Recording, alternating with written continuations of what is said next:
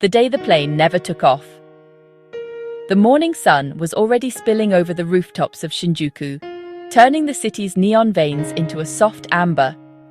In a glass-walled office on the 32nd floor of the Ministry of Economy, Trade and Industry, Ryosei Akazawa stared at a cramped flight itinerary printed on a glossy white sheet. Beside it, a red-inked note, "Cancelled," glared back at him like a warning light on an aircraft's dashboard. For 3 days, the world had been waiting for this flight. Not because anyone loved watching a bureaucrat squeeze into a cramped economy seat, but because the journey symbolized something far bigger. A $550 billion gamble that could tilt the balance of trade, reshape supply chains, and finally ease the bruising 15% tariff that had been choking Japanese exports to the United States since July. In the corridors of power, the stakes felt like a high-stakes poker game. On one side sat the United States, its dealer, Commerce Secretary Howard Lutnick, flipping a freshly minted trump card. "We'll announce the investment package this week." On the other, Japan, holding a hand of promised loans, guarantees, and a promise to keep the profits mostly on American soil, as President Trump had loudly declared, "Our money to invest." Yet the cards were not yet laid down, the pieces that would finally lock the deal. Who gets what slice of the investment returns, how the government-backed loans will be channeled, whether a joint statement or a quiet memorandum would seal the bargain, were still being shuffled behind closed doors. And then, just as the plane's wheels were about to lift, a voice from the other end of the room, calm as a Zen garden, cut through the murmurs. "During coordination with the American side, we found points that need to be discussed at the administrative level," said Yoshimasa Hayashi, the government's spokesperson, his face as impassive as the marble statues that line the hallways of the Diet. "Therefore, the trip has been cancelled." For a moment, the room held its breath. The cancellation was more than a logistical hiccup. It was a diplomatic reverberation that sent ripples through markets, media, and the very factories that were already feeling the pinch of the tariff's weight.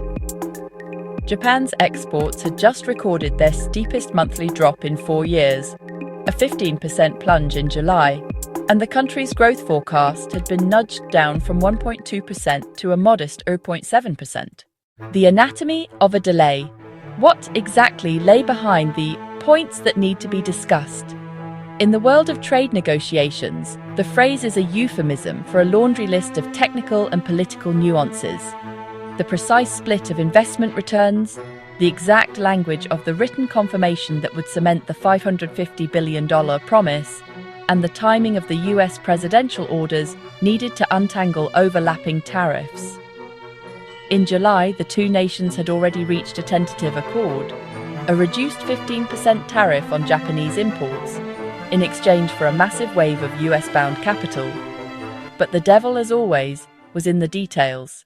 The United States needed an amendment to the July 31st executive order that had inadvertently stacked the 15% levy on goods already bearing higher duties. Beef, for instance. And it also required a new order to drop the tariff on Japanese cars from 27.5% to 15%, a move that had yet to appear on the presidential calendar. Tokyo, for its part, was insistent that the executive order be fully amended before any joint document on the investment could be released. The Japanese officials argued that the investments had to be justified not merely as a financial inflow, but as projects that would also benefit Japan, an insistence that reflects a broader strategy of ensuring that the capital returns home, perhaps in the form of joint venture factories, technology transfers, or supply chain integration.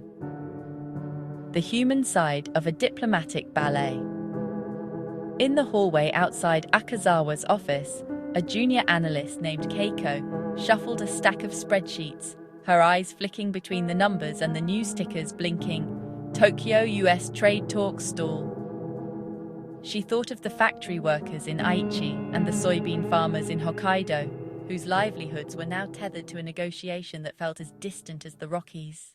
Across the Pacific in Washington's corridors, A senior aide to Secretary Lutnick was drafting a speech for a Thursday press briefing. He knew that the headline, "US announces Japan investment package," could sway markets, calm investors, and perhaps even give the president a fresh line for the next rally. Yet his phone buzzed with a reminder: check status of Akazawa's travel, pending. The phrase pending was a diplomatic tightrope, a way of saying not happening yet, without the bluntness of a cancellation. Both sides were playing a game of chess where the pieces were invisible, the board was moving, and each player was trying not to reveal the location of their king. What happens next? According to a source close to the negotiations, Akazawa could still board a flight to Washington as early as next week, provided the administrative snags are cleared. The timeline is precarious. The longer the delay, the more likely the market will punish both economies, and the more pressure will mount on Trump's administration to deliver on its promise of a fair trade deal. For now, the story unfolds in a series of murmurs and memos. Amend the executive order. The United States must untangle the 15% tariff from existing higher duties, a task that requires both legal drafting and political goodwill. Carve out auto parts. A second order, still pending, is expected to lower tariffs on Japanese auto parts, a move that could revitalize a sector still reeling from the pandemic and the semiconductor crunch. Finalize investment terms. The split of returns, the governance of the loan guarantees, and the reporting mechanisms will need to be crystallized into a written confirmation that both sides can sign without fear of future disputes. Signal to the markets. An announcement, whether a press conference, a joint statement, or a simple tweet, will be the first public sign that the two economies are back on track. The bigger picture. The cancellation of a single flight may seem trivial, but it is a reminder that in the world of high-stakes international trade, every itinerary, every memo, and every handshake carries weight. The $550 billion package is not just money. It is a lever to reshape how Japanese products flow into America, how American capital is deployed in Japan, and how both nations navigate an increasingly fragmented global economy. For the Japanese exporters watching the charts dip, for the American investors eyeing new opportunities, and for the political leaders on both sides trying to keep their constituencies appeased, the delay is a moment of tension and, perhaps, of opportunity. It is a pause that could allow the details to be refined, the administrative hurdles to be smoothed, and the eventual agreement to be sturdier than a hurried handshake.